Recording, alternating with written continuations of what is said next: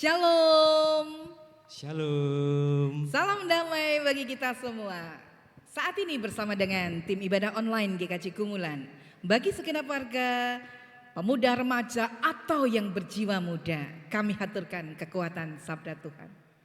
Sarasean saat ini, ya kita sarasean ya, sarasean kayak PA sama saja gitu ya. Kita akan menggunakan materi pemahaman Alkitab terbitan LPP Sinode di dalam masa Advent Natal 2020. Di pemuda remaja kita mau membahas tentang keramahan. Nah untuk itu mari bersama teman-teman yang ada di rumah dimanapun berada, kita buka hati. Kita akan menaikkan pujian pelengkap Kidung Jemaat 199, Dulu Ku Tertindih Dosa. Silakan Mbak Maya.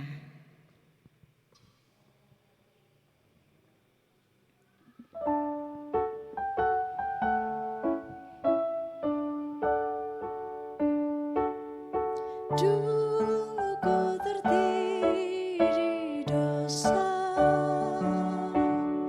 oleh malu terbeban. Tangan Yesus menyentuhku, diubah diriku olehnya. Dijamahku, dijamah, meluap sukacitaku. Tuhan Yesus menjamahku,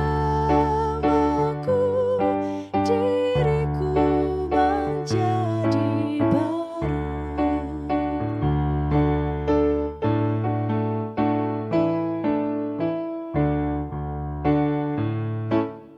Saat ku terima Yesus, jadi baru diriku. Tak ku berhenti memuji Dia selamanya.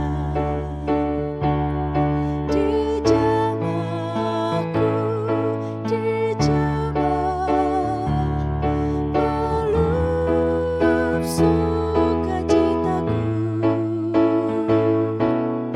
Tuhan Yesus menjamahku, diriku menjadi baru.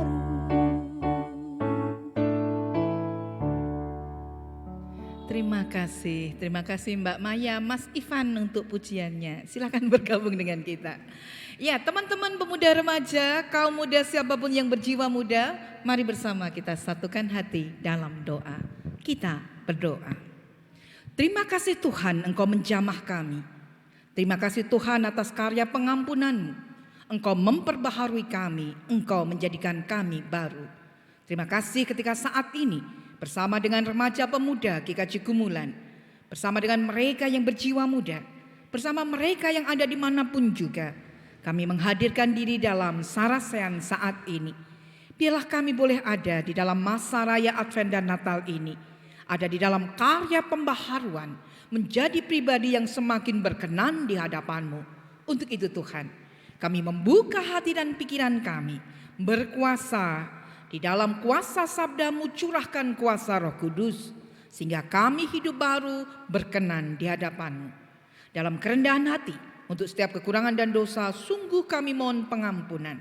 Kami haturkan keberadaan kami, seruan doa kami, sarasean pada saat ini, hanya dalam satu nama, Tuhan kami, Yesus Kristus. Amin. Teman-teman, remaja pemuda, Mbak Maya, Mas Adi, gitu nggih. Kita tahu nggih bahwa sikap ramah berkebalikan dengan marah. Keramahan merupakan sikap batin seseorang, kemarahan gitu. Kemarahan merupakan sikap batin seseorang yang merasa terluka lalu mengekspresikannya dengan tuturan, ekspresi atau tindakan yang dapat menimbulkan luka. Luka batin, luka fisik. Namun sebaliknya, tadi kemarahan. Sekarang kebalikannya keramahan. Nah, ini harus hati-hati ya. Split ngomong Mirip-mirip. kebalik. Berbelit Udah beda kali. arti lagi gitu. Ya, bedanya tipis gitu.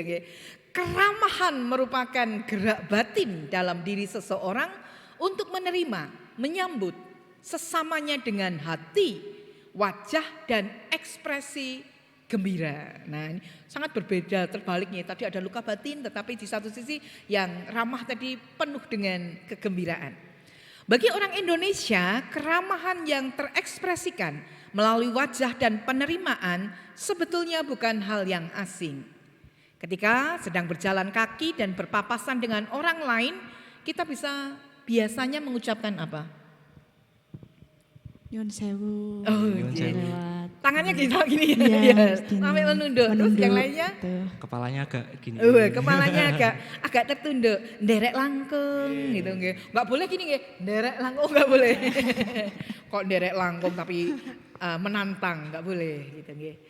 Demikian juga ketika ada orang melewati rumah, si tuan rumah biasanya ngomong apa? Ngendiko apa? Pinarak melebet.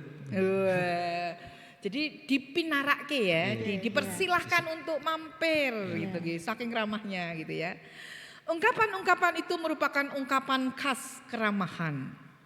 Keramahan menjadikan seseorang mampu mewujudkan sikap satu, menerima diri sebagai pribadi yang berharga, serta menghargai sesama sebagai pribadi yang berharga pula. Kemudian yang kedua, mengembangkan sikap toleransi terhadap perbedaan serta menghargai sesamanya. Tadi menghargai diri dan sesama, kemudian muncul toleransi. Dan yang ketiga, sikap dalam memberikan bantuan terhadap orang tanpa memikirkan timbal balik. Ya, ada sikap nyata gitu nggih. Mencintai dengan tulus sebagai ucapan syukur karena hidupnya dicintai oleh Tuhan. Lalu dari mana keramahan itu ada dalam hidup kita? Keramahan adalah buah dari penghayatan diri sebagai orang yang dicintai, diterima, berharga, sehingga mengalirkan cinta, penerimaan, penghargaan kepada sesama secara tulus. Jadi kalau kita dicintai, dihargai, maka hidup kita akan bisa mencintai dan menghargai gitu. Nah, kisah kelahiran Tuhan Yesus menunjukkan bagaimana keramahan menjadikan penerimaan dan mengenyahkan rasa takut. Allah menyatakan keramahannya melalui kehadirannya di dunia. Penerimaan di palungan adalah keramahan bagi kehadiran Yesus. Sapaan malaikat kepada para gembala adalah keramahan yang membebaskan mereka dari rasa takut. Melalui bahan sarasehan ini, kita diharapkan membiasakan diri hidup dalam keramahan terhadap sesama.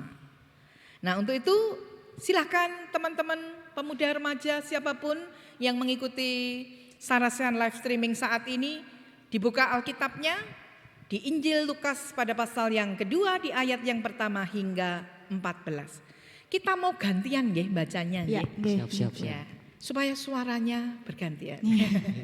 Ya, teman-teman silahkan mencermati nanti ayat pertama sampai 5 saya baca dan selanjutnya urut gitu nggih. Mari kita cermati bacaan kita. Pada waktu itu Kaisar Agustus mengeluarkan suatu perintah menyuruh mendaftarkan semua orang di seluruh dunia. Inilah pendaftaran yang pertama kali diadakan sewaktu Kirenius menjadi wali negeri di Syria. Maka pergilah semua orang mendaftarkan diri masing-masing di kotanya sendiri. Demikian juga Yusuf pergi dari kota Nazaret ke Galilea, di Galilea ke Yudea, ke kota Daud yang bernama Bethlehem, karena ia berasal dari keluarga dan keturunan Daud, supaya didaftarkan bersama-sama dengan Maria tunangannya yang sedang mengandung. Ketika mereka di situ, tibalah waktunya bagi Maria untuk bersalin.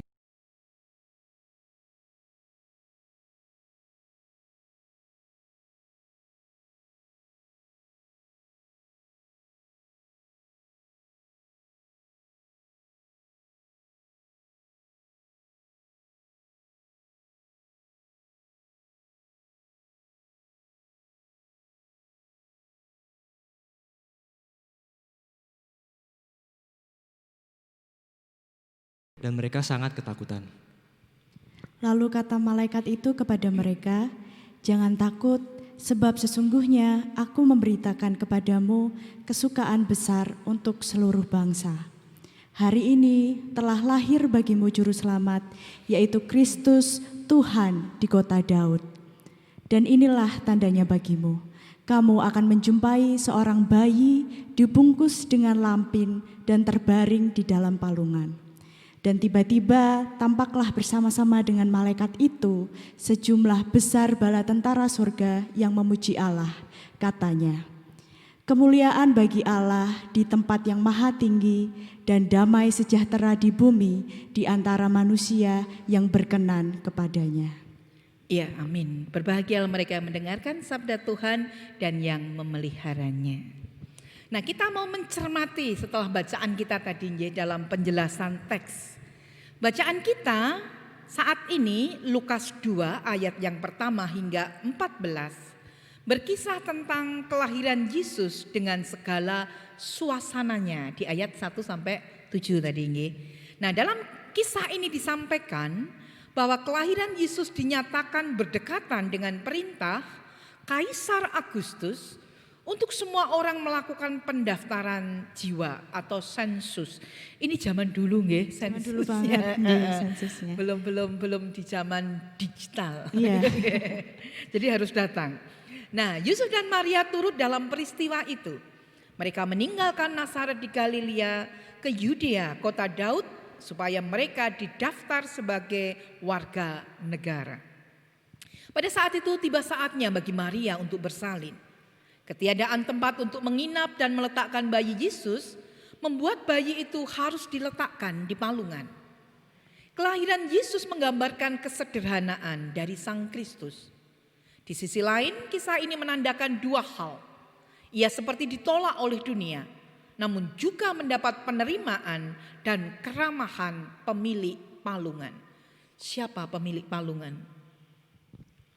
Gembala. Oh, gembala. Gembala, ya. Gembalanya ya. Karena tidak ada ditulis nggih, siapakah pemilik palungan? Tidak jauh dari tempat Yesus lahir terdapat gembala-gembala yang menjaga kawanan dombanya. Jadi karena palungan tempat makanan hewan-hewan tadi berarti sama dengan pemiliknya gembala gitu. Nah, pada malam itu pada saat mereka sedang menunggui domba-dombanya, malaikat Tuhan hadir menyapa mereka dan berkata, Jangan takut sebab sesungguhnya aku memberitakan kepadamu kesukaan besar untuk seluruh bangsa. Hari ini telah lahir bagimu juru selamat, yaitu Kristus Tuhan di kota Daud. Dan inilah tandanya bagimu. Kamu akan menjumpai seorang bayi dibungkus dengan kain lampin terbaring di palungan. Ya, berita malaikat bagi para gembala itu dalam bacaan tadi mengandung makna yang pertama. Seruan agar mereka tidak takut. Dalam strata masyarakat, pekerjaan menjadi gembala adalah pekerjaan yang rendah pada saat itu gitu. Ya. Umumnya mereka miskin. Kalau tidak miskin tidak mungkin jadi gembala gitu. Oke. Pilih pekerjaan yang lainnya. Mereka miskin, tersisih dan dipandang kotor serta tidak tahu hukum. Tapi di sisi lain resiko pekerjaan mereka tinggi. Ancaman binatang buas, perampasan, perampokan terhadap ternak bisa dialami kapan saja. Apalagi iklim politik pada saat itu adalah iklim penjajah. Jadi pada saat itu dijajah nggih. Jadi siapapun yang dijajah mesti tidak nyaman gitu nggih. Rasane enggak tenang, enggak bahagia gitu nggih. Berita agar para gembala jangan takut adalah berita gembira. Kabar yang membesarkan hati bagi mereka untuk berani menghadapi kehidupan. Dan yang kedua, hari ini telah lahir bagimu juru selamat yaitu Kristus Tuhan di kota Daud. Malaikat memberitakan bahwa kelahiran Yesus adalah kelahiran Kristus. Gelar Kristus bermakna Mesias, artinya yang diurapi. Dalam perjanjian lama gelar ini digunakan untuk menyebut seorang utusan Allah yang diurapi untuk melindungi, mengayomi, melayani umatnya. Orang yang diurapi ini bisa saja raja, nabi, juga imam. Kristus itu adalah juru selamat. Yang ketiga, tanda yang akan dilihat oleh para gembala adalah bayi yang dibungkus dengan kain lampin terbaring di palungan. Berita ini adalah kabar keberpihakan Kristus Tuhan dan juru selamat kepada orang-orang yang kotor, miskin, tersisih. Bagi para gembala, palungan bukanlah hal asing. Sehari-hari mereka menjumpai palungan sebagai tempat pemberian makan domba-domba yang dijaganya. Cara Allah untuk menyatakan keberpihakan menggunakan cara sederhana dimengerti oleh umatnya. Nah, kemudian pada ayat bacaan kita di ayat 14, nyanyian para malaikat dan bala tentara surga memuji Allah sebab bagi Dialah kemuliaan karena kasih dan kuasanya. Ia layak dipuji, disembah, dimuliakan karena damai sejahtera dinyatakan olehnya bagi umat manusia di seluruh bumi. Kedatangannya di dunia sebagai tanda keramahan Tuhan untuk merengkuh dunia agar dunia saling berangkulan demi hidup yang berpengharapan. Nah, pernah enggak mendengar nama Jalaluddin Rahmat? Mungkin baru sekali ini ya. Pernah baru kali Oh, ini. pernah. tadi, Bu. Baru aja. Baru aja. Bu Iwi yang bilang. Pernah mendengar dari mendengarkan. Iya, mendengar aja. Betul. Yeah. Jalaluddin Rahmat atau yang biasa disebut Kang Jalal menyebutkan bahwa saat ini terjadi fenomena di mana agama yang ramah berubah menjadi agama yang marah. Pernah mendengar gambaran agama yang ramah menjadi agama yang marah. Jadi kayak tadi permainan kata dan makna gitu nggih. Agama yang harusnya menunjukkan satu kebaikan ternyata muncul dalam hal yang bertolak belakang, berbeda itu nggih. Ya, teori yang diambil oleh Kang Jalal adalah teori dari seorang pendeta bernama Charles Kimball. Charles Kimball dalam bukunya Kala Agama Jadi Bencana. Wah, ini ngeri nggih. Kala Agama Jadi Bencana terbitan Misan 2003. Banyak orang menghayati agama secara keliru sehingga memunculkan kekerasan, kebencian, pembunuhan atas nama agama. Kita bisa melihat fenomena-fenomena yang terjadi saat ini ketika banyak orang membunuh atas nama Tuhan. Tidak sedikit yang merasa diri paling benar, paling baik sehingga mengkafirkan, menyalahkan pihak lain. Ada pula yang merasa diri pemilik surga yang sah dan orang lain tidak boleh memiliki surga. Waduh, gimana itu nggih? Tapi ini beresiko tidak hanya untuk yang lain nggih. Kalau kita sampai juga ikut-ikutan ngomong bahaya nggih. Iya, Surga milikku, yang lain ngekos. Kontrak gitu. Kontrak. Nggih. Enggak boleh gitu nggih. Kita pun enggak boleh mengatakan itu. Pemahaman itu mendatangkan bencana bagi umat manusia. Nah, kita mau mencermati menurut Kimball ada 5 ciri penganut agama yang mendatangkan bencana. Kelima ciri itu adalah yang pertama, klaim kebenaran. Ya, merasa diri paling benar, pihak lain salah. Wah, ini bahaya nggih. Dalam hal tidak hanya masalah agama. Tidak hanya masalah kebenaran. Ya. Kalau masalah pendapat saja juga bahaya Iya, nggih. betul. Pendapatku paling benar, yang lain salah. ya. Nah, itu sudah bahaya. Akibatnya terjadi perebutan siapa yang benar, siapa yang salah. Kalau perebutan itu biasanya milih mana? Yang baik dong. Merasa diri benar. Gitu, ya. Nah, dampaknya kalau berebut biasanya terjadi apa? Berantem Pertengkaran. biasanya. Berantem, kemudian kekerasan, Ya, pertengkaran, pertengkaran. permusuhan, mungkin bisa perang gitu ya. Oke. Yang kedua, ketaatan yang buta terhadap pemimpin agama. Banyak pemimpin agama yang sengaja membutakan pengikutnya. Ini buta dalam makna tanda petik. Sudah terus gitu nggih, jangan, bukan itu maksudnya. Ketika pengikut dalam tanda petik buta, yang terjadi adalah ketaatan yang buta. Dampaknya tidak ada sikap kritis. Pemimpin dianggap sebagai pihak yang selalu benar. Sialnya kalau pemimpin ternyata keliru, maka pengikutnya keliru pula. Ya, berarti dalam poin ini pemimpin juga manusia. Ya, Berarti bisa bisa salah. maka pengikut harus kritis gitu nggih. Kalau salah ya jangan diikuti. Jangan Nggih. ikut-ikut. Mau jadi salah juga gitu nggih. Oke, selanjutnya yang ketiga. Masa lalu pendiri agama dianggap sebagai zaman ideal. Ada keinginan mengembalikan kejayaan agama di masa lalu. Padahal hidup mengarah ke depan. Dampaknya apa yang ada pada saat ini dinilai salah. Pandangan ke depan melahirkan fundamentalisme keagamaan. Nah, ini satu gambaran pokoknya yang benar itu, yang baik itu zaman dulu. Pokoknya kudu harus mengikut pada zaman dulu. Belum move on gitu jadinya. Iya, nggak mau ada perubahan. Ya. Zaman sekarang dianggap nggak cocok karena yang baik adalah zaman Dulu. Gitu. Nadanya cuma satu. Gitu. Kemudian yang keempat, tujuan menghalalkan segala cara. Saat ini disinyalir berbagai kekerasan dengan mengatasnamakan agama terjadi di berbagai tempat. Ya ini aneh, atas nama Tuhan kok melakukan kekerasan. Cara ini pasti bukan cara agama.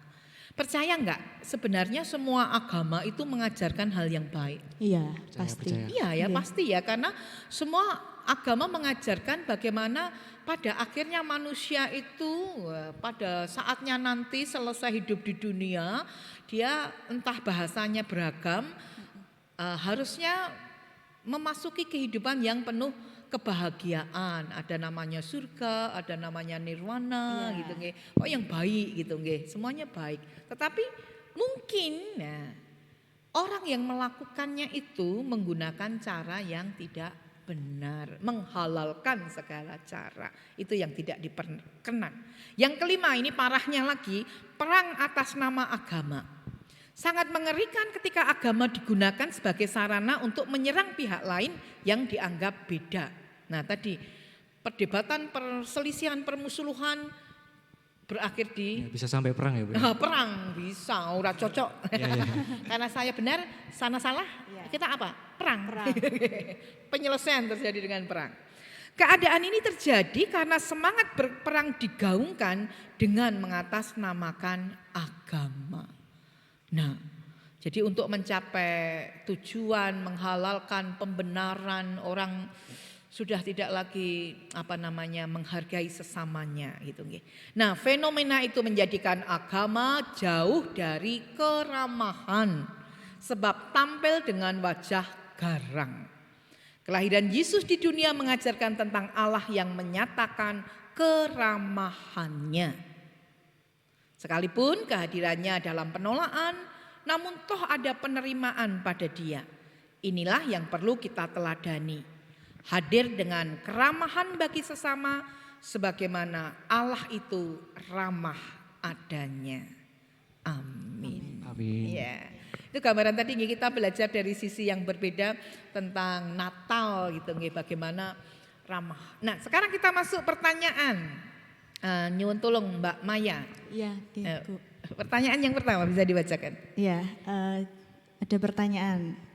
Apakah saudara termasuk pribadi yang ramah dan tanda-tanda apa yang bisa ditampilkan sebagai pribadi yang ramah?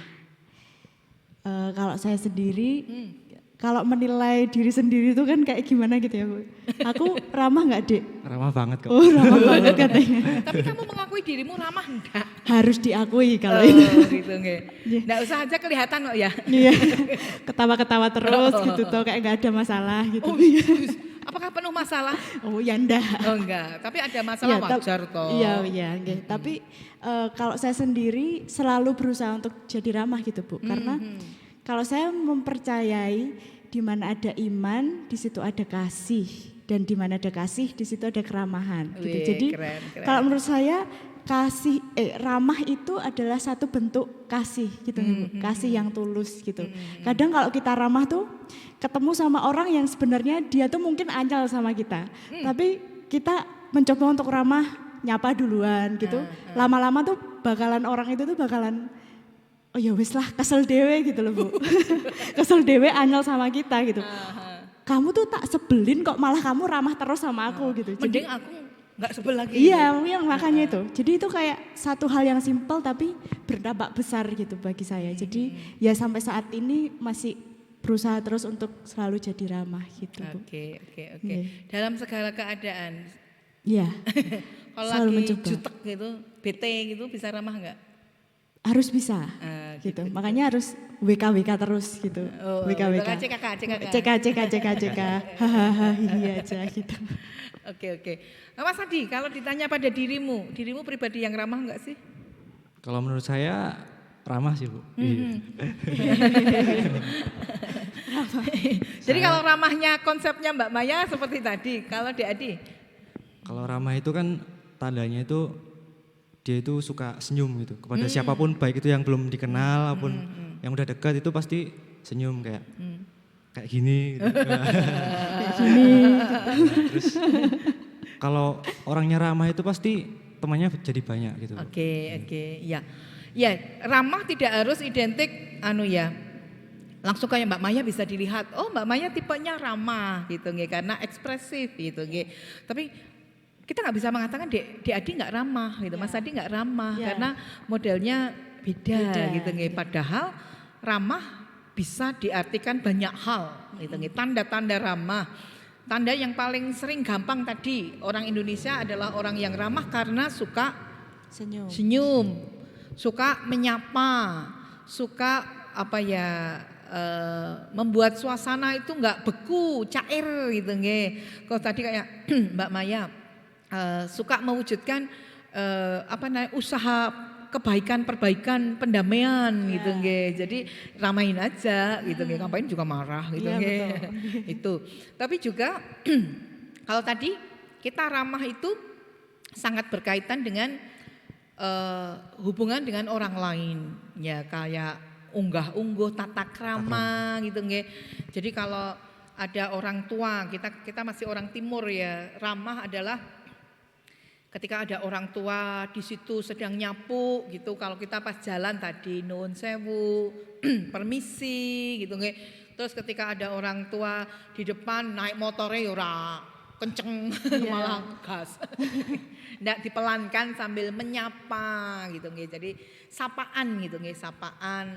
Tapi juga dalam level yang lebih keramahan itu muncul tadi kalau Mbak Maya mengawali pendamaian, tetapi juga lebih ramah lagi ketika ada tindakan nyata gitu nggih. Jadi kalau ada yang lapar dikasih makan gitu ya, ada yang haus kemudian dikasih minum, berbagi gitu nggih. Tapi enggak ini milikku di sana enggak gitu nggih, jangan gitu nggih. Tapi keramahan muncul dalam banyak hal dan itu harus diupayakan ya. Diupayakan sekalipun orang lain tidak ramah, tetaplah ramah. Sekalipun orang lain marah, tetaplah ramah. Gitu. Supaya marahnya tidak berkelanjutan. Kalau marah berkelanjutan bisa jadinya perang. Gitu. Jangan gitu. Kita tidak perlu seperti itu. Nah sekarang Adi tolong yang nomor 2 dibacakan. Apakah saya pernah menjumpai orang yang tidak ramah? Kira-kira mengapa? Kalau saya pernah menjumpai. Kira-kira tuh menurut saya itu kemungkinannya ada 2. Orang itu kok nggak ramah itu. Yang pertama karena mungkin dia lagi ada beban pikiran gitu ya Bu. Beban ekonomi atau beban sosial gitu. Yang kedua itu karena mungkin udah kebiasaan dari kecil untuk seperti itu gitu loh Bu. Kurangnya didikan orang tua mungkin ya Bu. Kayak gitu. Ya. Kira-kira pernah Mbak Maya ketemu orang yang tidak ramah gitu? Pernah sih, sering malahan. Jadi kayak kalau ketemu tuh kok mukanya gitu terus gitu ya. Kayak cemberut terus nggak ada ketawa-ketawanya gitu. Itu biasanya di mana ketemunya? Di jalan-jalan. Kalau di jalan karena nggak kenal mungkin dia. Iya. Kalau di pasar pernah nggak ada pedagang yang nggak ramah? Jarang ya? Jarang kalau ya pedagang. Mbak mampir Mbak. Iya mampir sini. Timonnya Mbak. Jeh gitu. Lamboy bagus Iya. Mbak. Gitu, Semuanya ditawa-tawa gitu. Itu ramah banget ya? Iya ramah banget. Kira-kira kalau tadi Mas Adi mungkin lagi kondisinya gitu nggak bad mood gitu atau memang kurang didikan, menurut Mbak Maya ada nggak hal lain? Kenapa sih ada orang yang nggak ramah? Mungkin termasuk orang yang kurang ekspresif gitu Bu. Jadi nggak yang gitu, bukan yang bukan tipe orang yang seperti Bukan itu. yang gitu. happy gitu Iya, ya. bukan yang happy ya happy ya. Jadi ya karena kalau orang ramah tuh sebenarnya aktor dan aktris yang bagus, yang baik gitu ya. Meskipun dia di rumah ada apa gitu ya, teng gedombrang gitu ya, di rumah teng gedombrang, tapi ketika ketemu orang bisa hai gitu. Itu kalau menurut saya itu aktor dan aktris yang baik gitu. Jadi mungkin orang-orang yang kurang ramah tuh mungkin karena Kurang digali, kurang digali menjadi aktris. Iya betul, kemampuan Ekspresinya aktor kurang. aktrisnya. Betul. Ya banyak hal gitu ya, orang bisa tidak ramah. Benar tadi, mungkin ada masalah dengan dirinya, lagi bete, kemudian bete yang bad mood yang nggak bisa diekspresikan sampai nggak bisa ditutupi, kurang latihan dan Iya, sebagainya. Jadi semua orang tuh bisa lihat dia sedang bete gitu, nggih. Tapi ada juga mungkin kalau tadi dikaitkan kurang didikan, bisa kurang didikan, tapi ada juga orang tuanya sudah didik. Kan ada toh orang tuanya ramahnya minta ampun. Betul. Heeh, toh. Iya, nggih. Anaknya ini kok iya. kok kayaknya nggak mencerminkan orang, Orang tua, tua, toh, padahal nggih. orang tua sudah memberi teladan. Iya, betul. Mungkin anak itu tipe yang egois. Mungkin anak itu belum mendapat pelajaran hidup bahwa dia membutuhkan orang lain gitu nggih. Mungkin dia belum kepentok masalah. Biasanya kan kita dididik lewat apa? Lewat masalah dulu. Masalah kan Iya. gitu nggih. Kalau lewat pelajaran mungkin kita bisa pinter lah di pelajaran Iya. apapun kondisi kita gitu nggih. Tapi lewat kehidupan ketika tadi kita orang yang merasa hebat, nggak butuh orang lain. Tanpa senyuman, tanpa sapaan, tanpa kepedulian gitu nggih. Oh, tiba-tiba kita butuh orang lain. Iya. Nah, atau kemudian kan mentok masalahnya. Lah, kita nggak sempat belajar menyapa, mengenal, peduli orang lain ketika ada masalah, mau tidak mau dia harus belajar peduli. Nah, biasanya kalau pernah mentok di masalah itu orang akan mulai berubah. Oh, ternyata menyapa itu kan nggak butuh biaya. Ternyata senyum itu gratis. Ternyata peduli itu membawa dampak gitu. Ya puji Tuhan kalau sekarang Tuhan pakai kita yang peduli, tapi kan nggak tahu besok. Iya, betul. Kita butuh mungkin Iya. kepedulian orang lain karena kita nggak bisa berdiri sendiri gitu nggih. Kita butuh mungkin penghiburan, kekuatan dari orang lain. Nah, seringkali kan masalah mementokkan kita Iya. gitu nggih. Tetapi jangan sampai belajar ketika hanya masalah saja Iya. mentok. Jadi sebelum itu kita harus belajar seperti tadi. Kenapa harus sampai ada perang? Mbok sebelum terjadi perang kita sudah berdamai gitu. Kenapa kita harus menganggap orang lain salah dan kita benar?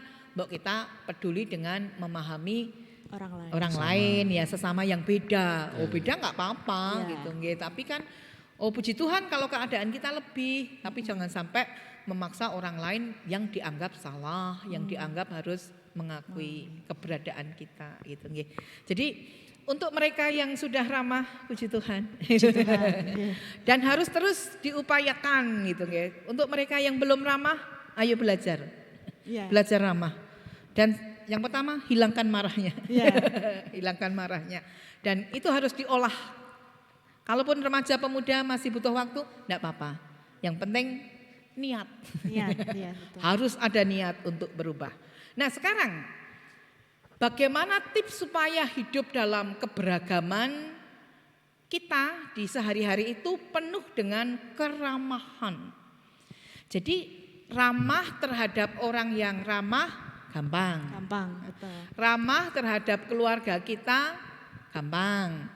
Ramah terhadap teman sohib kita, wah, udah ya. Udah. Karena kita butuh dia. Iya. Ramah pada teman di sekolah, di pekerjaan, sekampung masih bisa Masih ya. bisa. Tapi ramah terhadap keberagaman yang lebih luas. Itu tipsnya apa? Apa ya? Kalau saya sih menerapkan rasa bodoh amat.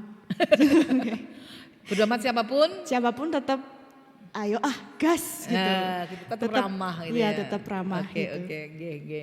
Apa gimana tadi? Kalau ini kan Indonesia kan terdiri dari berbagai suku dan bangsa gitu. Tuh. Nah, apalagi kalau saya kemarin kuliah banyak teman-teman yang dari iya, iya. ini apa? dari luar Jawa gitu kan agak susah ya Bu ya. Nah itu untungnya itu saya dari Jawa gitu kan, karena mindsetnya orang luar Jawa itu menganggap bahwa orang Jawa itu orangnya ramah, halus, sopan gitu kan. Jadi Cowok ideal gitu ya. apa? Cowok ideal. Idaman. Idaman. Nah tapi menurut saya tipsnya itu kita harus mengetahui karakteristik teman-teman kita yang dari luar Jawa kan berbeda sukunya, budayanya juga beda. Nah takutnya itu aku kalau ngomong kayak gini ntar tersinggung nggak ya dia gitu kan? Atau bahkan kita merasa nggak menyinggung tapi dia kok tersinggung ternyata gitu. Nah, betul. makanya gitu memahami karakteristik teman kita tadi. Terus jangan segan untuk berkenalan dulu. Biasa kan kalau orang Jawa tuh malu-malu kucing ya Bu ya. Nah itu kucing aja nggak malu. Gitu, aduh. Makanya. Belajar dari kucing ya. Malu-malu tapi mau. Gitu. Terus sharing-sharing aja dengan teman kita yang baru gitu misalkan. Oh ternyata Jawa tuh gini, Medan tuh ternyata gini loh, keren juga ya gitu, kayak gitu. Iya, jadi pengalaman di dunia yang lebih luas, contohnya ketika studi di perguruan tinggi gitu ya, lebih luas karena mungkin sampai level SLTA itu masih sekota-kota aja gitu, Satu dominasinya pulau, ya. satu satu Kabupaten. suku gitu, kalaupun ada beragam tidak seberagam ketika berkuliah gitu, sudah luar kota, kemudian dari Indonesia, dari Sabang sampai Merauke ada gitu. Nah justru ini kan bagus ya, kita belajar keberagaman dari kenyataan keseharian melalui dunia sekolah studi kita gitu. Nah benar tadi harus memahami perbedaan yang ada. harus memahami kekhasan masing-masing, harus memahami bahwa masing-masing ada hal yang memang harus kita pahami batasannya gitu nggih.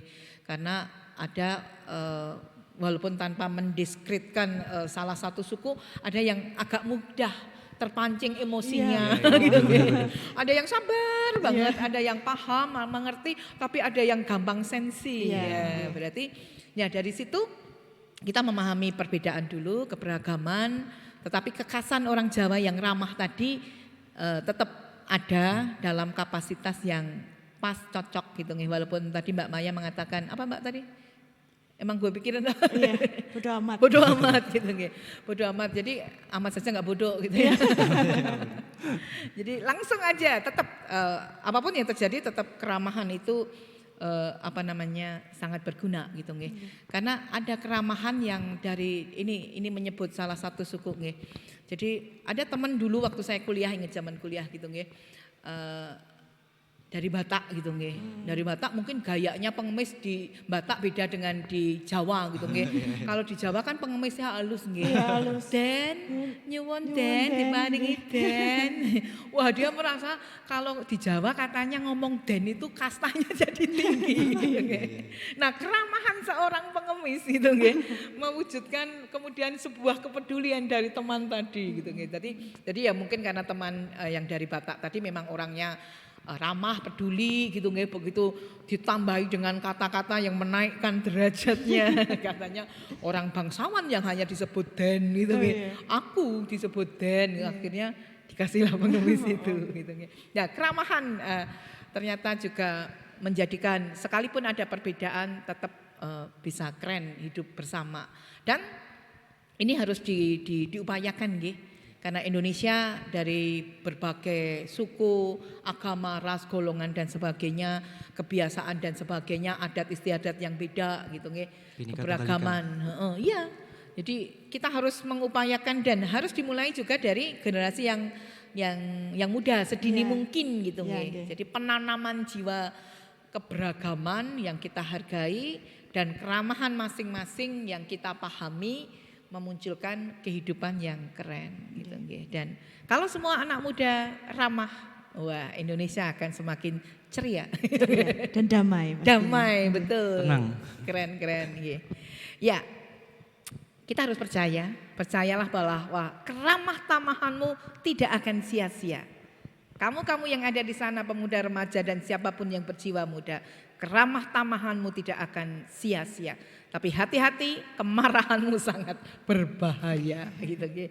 Banyak orang akan merasakan keramahanmu dan mensyukurinya dan mensyukuri kepada Allah. Sehingga hidupmu akan semakin mempermuliakan Allah.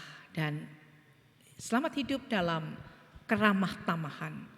Selamat mewujud nyatakan keramahan di dalam kehidupan.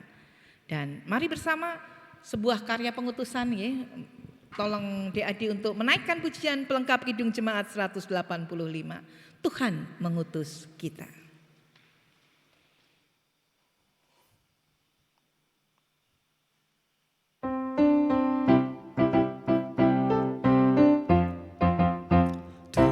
Mengutus kita ke dalam dunia, bawa pelita kepada yang gelap. Meski dihina serta dilanda duka, harus melayani dengan sepenuh. Dengan senang, marilah kita melayani umatnya. Dengan senang, berarti kita memuliakan namanya.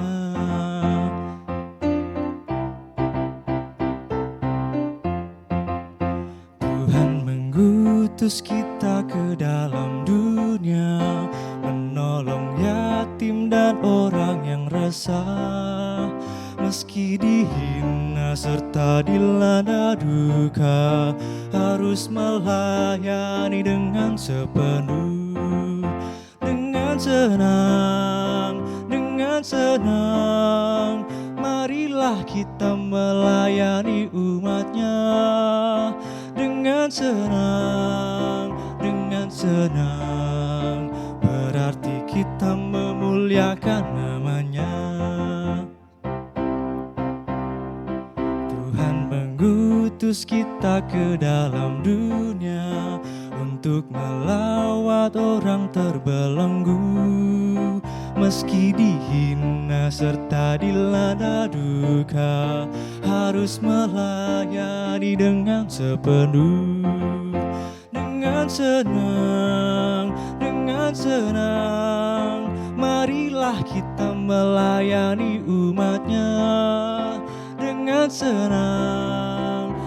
senang, berarti kita memuliakan namanya.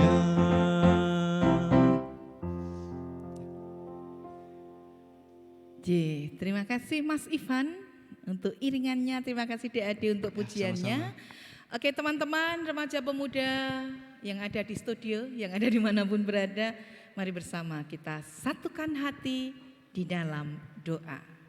Kita berdoa.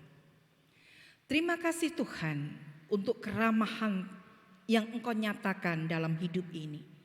Terima kasih Bapa karena Engkau memberikan putramu yang boleh menuntun kami merayakan makna keramahan itu. Bagikan keramahan para gembala, keramahan bala tentara surga, keramahan palungan yang menyambutmu. Demikian juga kami dalam kuasa Roh Kudus. Engkau memampukan kami hidup dalam keramahan. Dan jauhkan kami dari sikap kemarahan dalam diri dan kehidupan. Tetapi dalam keramahan kami boleh ada di dalam hati yang penuh dengan kekudusan. Engkau yang menyucikan. Dan muncul dalam kata tindakan bersama dalam kehidupan di sekeliling kami. Di dunia kerja kami, di studi kami. Bersama dengan masyarakat bahkan di dalam kehidupan bergereja dan berkeluarga. Benar kami adalah pribadi yang ramah, pribadi yang memahami perbedaan, pribadi yang ada di dalam kekuatan kesatuan, pribadi yang ada di dalam penghargaan dan kepedulian. Dan kami yakin Engkau mengutus kami mewujud nyatakan itu dalam hidup keseharian kami. Jadikan kami yang terbaik. Jadikan kami sekalipun di dalam keberadaan, beban berat, permasalahan, kami tetap menjadi pribadi yang ramah. Jadikan kami mengolah diri kami dari hari lepas hari semakin menjadi yang terbaik. Kami ada dalam kesetiaan di jalan keselamatan-Mu. Kami ada dalam kesehatan yang sempurna di antara pandemi COVID-19. Kami boleh melanjutkan pengharapan melalui studi kami, melalui pekerjaan pemberian-Mu, melalui kehidupan berpasangan dan masa depan yang penuh harapan. Bahkan sekalipun di antara masa raya Advent Natal ini kami ada dalam keterbatasan, tapi kami yakin kami boleh ada dalam kreativitas terbaik. Dan kami yakin Engkau memberkati remaja pemuda di dalam kehidupan di era digital ini dalam kekuatan berkat-Mu.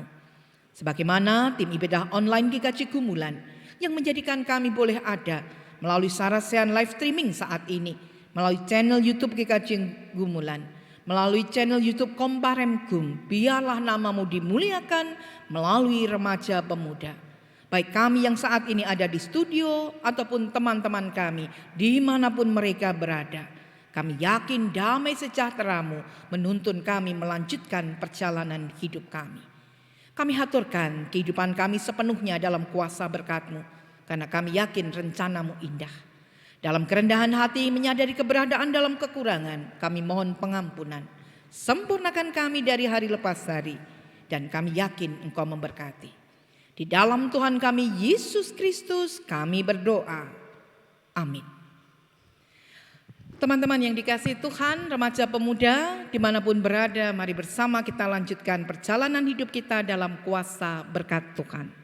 Allah Bapa, Putra dan Roh Kudus menyertai saudara kini dan selamanya. Amin.